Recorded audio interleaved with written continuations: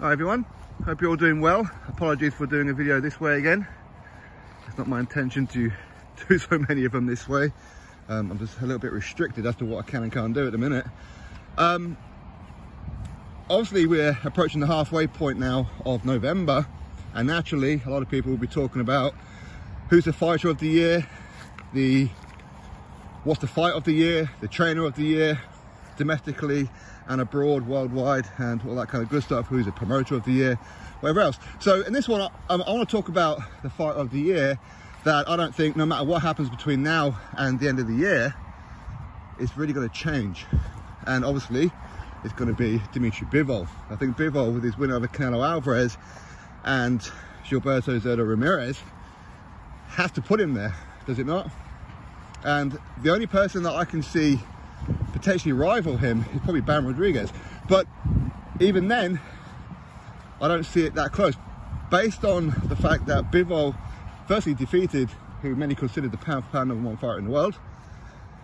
Secondly, he just defeated a guy who was 44-0, former super middleweight world champion. So Bivol has defeated a former super middleweight world champion in Zurdo and the current undisputed super middleweight world champion Canelo Alvarez and pound for pound superstar. So Bivol has got to be there, right?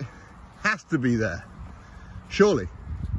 Now, granted, I think Canelo bit off a little bit more than he could chew with that one. I said that before the fight. I know a lot of you did too, that it's a ridiculously dangerous fight. For me, I've said that Bivol is the #1 light heavyweight in the world. I've been saying it for the past couple of years. I know a lot of people have been saying that it's going to be better be Evan, whatever else. I don't think so myself, but you never know. Hopefully we get to see that fight at some point, right? But either way, I think that, yeah, Canelo was always going to be up against it. Bivol was always something good. I know people were looking at, say, the Craig Richards fight beforehand. Well, it was a fight or so before the Canelo one, where Bivol didn't look too good against Craig Richards. But Craig Richards, firstly, is underrated. I think that's the first thing. Secondly, Bivol had been out of the ring for quite some time before that fight. Was it 18 months, 2 years or something? I forget what it was, but it was a long time. So there's always going to be ring rust. But as I said, the most important part was that Craig Richards is better than most people gave him credit for. And I know some people are saying how, like before the Canelo fight, that Canelo is cherry picking Bivol. No, I mean, in some ways, you could say so. But most of us who knew Bivol was stupidly dangerous for Canelo. Canelo was never going to stop him. We knew that much, but it was going to be a case of Canelo, could he move for the whole 12 rounds and pick the rounds? Could he do that? But Bivol knew to beat Canelo, you have to make it convincing. You can't just edge the rounds, because if you just edge the rounds, history tells us the judges give it to Canelo.